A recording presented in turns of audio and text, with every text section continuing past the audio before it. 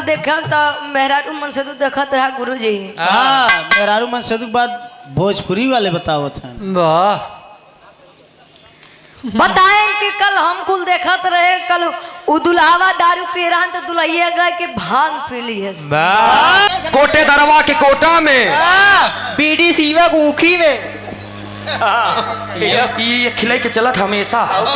हाँ खैर कोनो बात नहीं बा। हरिओम बेटवा उम्र बा तोहार तोहरे उम्र के रहे हम पगलात रहे खो। अरे यार हमार 22-23 साल उम्र हो गई भाई, सब बहु 18-19 साल को ही है का हो भैया। ये तो मजाक के बात रहे। अब छोट के बात हम बताओ तो भोजपुरी दुनिया वालों के ऊपर मैं खिलाफ क्यों रहता हूँ जानते हैं? मेहरारू हो चाहे मर्द, ये किसी के एक भी अंग को छोड़े नहीं है। कैसे? अब यहाँ से शुरू किए हैं केसिया में लाल पियर गमकेला गजरा, से आई तनी से नीचे खाली हल्का से वही रे टिकुलिया पे 3 जने के रख ले बानी। के जानते पुलिस दरोगा हवलदार तनी से बगलिया गया अखिया से गोली मारे। बस सही हमार अब इस तनी से बगलिया तो लागल नथुनिया के धक्का बलम कलकत्ता पहुंची गए। और करे नीचे सोचा है आप ससुर सोची थी कबो कबो कि मेहरारू के नथुनी रही हनुमान जी के गदा। एकरे बगल हो या तनी से तो गोरिया के गोरे गोरे गाल बिहार में बवाल करे बा। और करे नीचे और नीचे ले जा तो ठलाली से रोटी बोर के। और करे नीचे गोरिया के हार कबो कटार बनी जाला।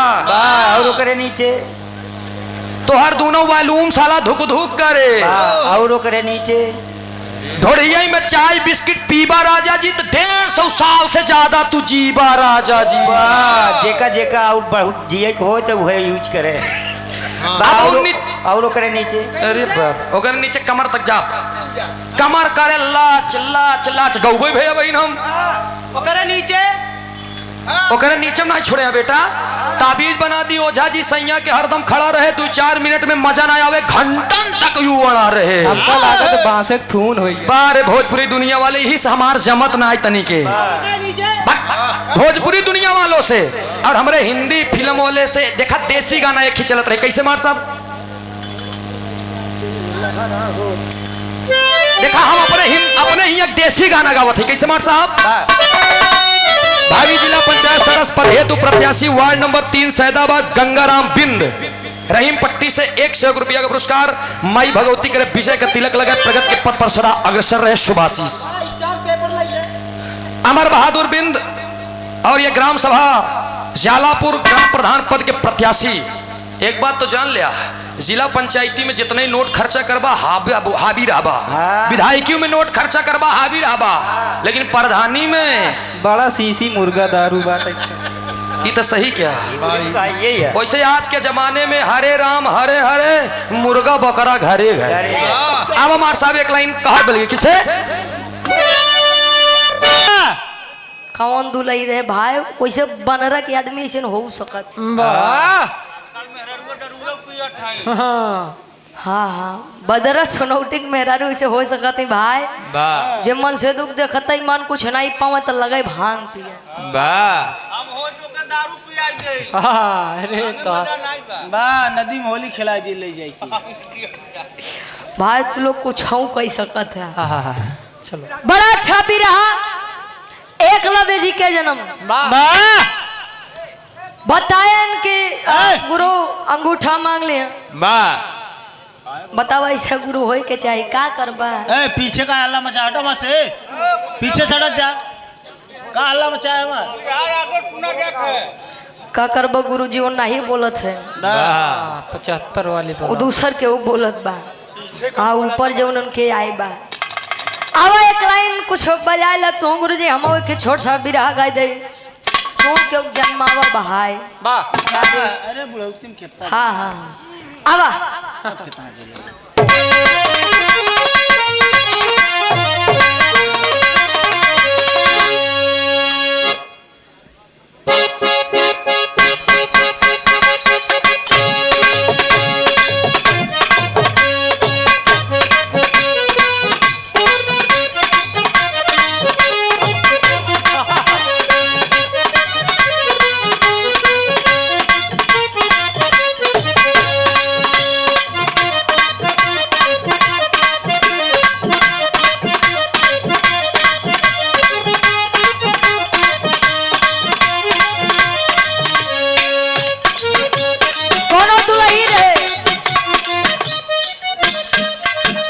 अपने सैया जी से कहे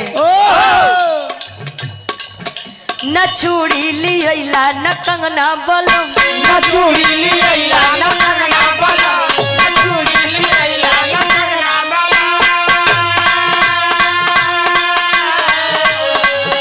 न चूड़ी लियला न कंगना बलम, न हमके तुम कबो घुमैला बलम। नहीं मानेला मोर कहनवा। काई हो एक दुलई रे बेचारी, उ एक के बतावे कि न चूड़ी लियला न कंगना बलम। बा न साथे तू कब घुमैला बलम। पहले के लोग कहा कि भला है बुरा है जैसा है मेरा पति मेरा देवता है। बा आज के समय में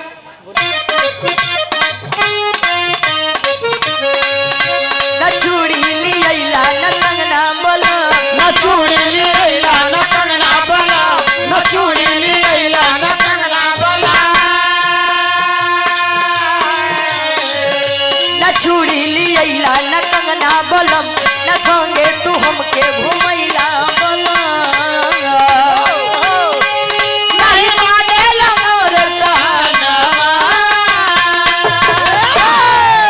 दादुलैया कहे हमार प्यारी ए हमार धनिया, वाह ये हमार धन। कहे सुना हमार बात काहे खिसियात हो।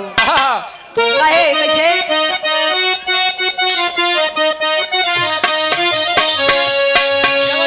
जावन जावन कहलू सब लियली सुनाए लियली सुनाए दानिया, लियली सुनाए दानिया।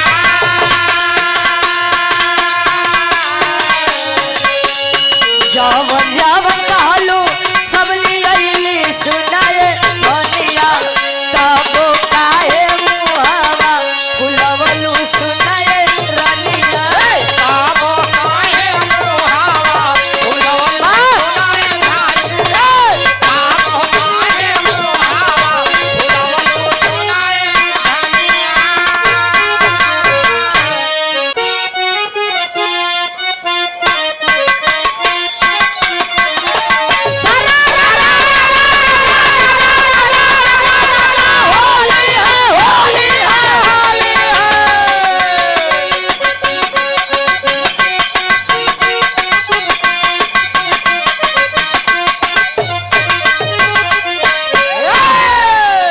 जेकर पियवा पिए रोज दारू सखी घरे रोवे ओकर मेहरारू सखी। जेकर पियवा पिए रोज दारू सखी ओकर रोवे घरे मेहरारू। जेकर पियवा पिए रोज दारू सखी ओकर रोवे घरे मेहरारू। जेकर पियवा पिए रोज दारू सखी घरे रोवे ओकर मेहरारू सखी। वाह रमेश पाल भैया मेरे पवन पाल भदवा की 65 में से 51 रुपया दोनों जने अच्छा बहुत बहुत धन्यवाद। जेकर मन से तू पिए वाला मिल जाए गुरु जी। माँ दुन्ना पिए वाला धीरज यादव भैया मेरे झोसी प्रयागराज से। अच्छा क्या कहना 100 रुपए देकर सम्मान किया बहुत बहुत धन्यवाद बा। अच्छा जब लग गा गुरु जी एक आध पैक एक्स्ट्रा लग गा ज्यादा लग गा तक अरे एक रास्ता बा पूरब तरफ भागत है पश्चिम तरफ यार हमारे तले कवि जी लिखत है एक लाइन और कैसे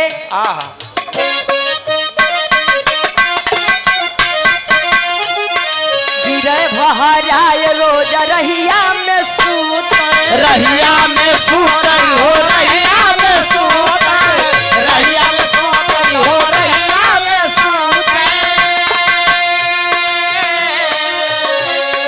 कुकुरा उठाए टांग मुहवा पे मुँहते मुहवा पे मुँहते हो मुहवा पे मुँहते मुहवा पे मुँहते हो मुहवा पे मुँहते बोरी इज्जत रहे न तो मारू बोरी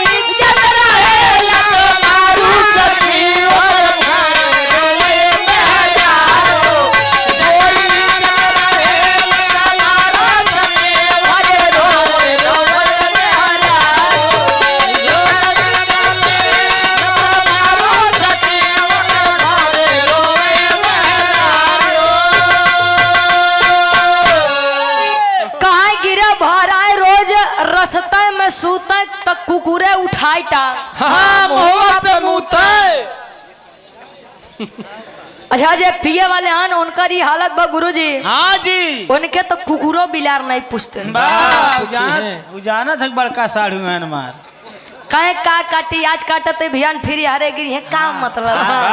फिर आएगा साला। अरे बा हरिओम भैया। अरे भाई उनसी मत ही लाग कर है। उनसी लाग मतलब के अपने पैर कुल्हाड़ी मारा बा। बोरी इज्जत रहे लात मारू सखी घरे रोवे उनकर मेहरारू सखी। एक बात जान ल कि ज्ञान मंदिर से लौटे के बाद अगर ले के बाद गुरुजी केतनो ज्ञान भरी बात बोलबा आदमी के साला पिया है दो गला कहीं का काय करे लगे बैठ के अपन दिमाग खराब करत है आवा चला। ये तो गलवा काम है यार। हाँ पी लीजिए आप कितनी भी अच्छी बातें किसी को बताएंगे तो गिनती आ रहे हुई कि साला पिए बाटे का दिमाग खराब किए बा। अंतरा के दूसरे अंताल में कभी जी लिखा था बा।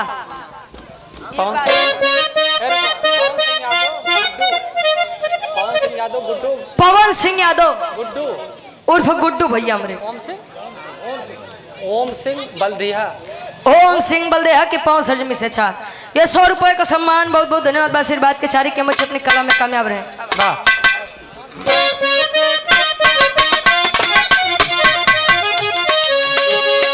पौआ भरे जहिया का पारे पर चढ़ी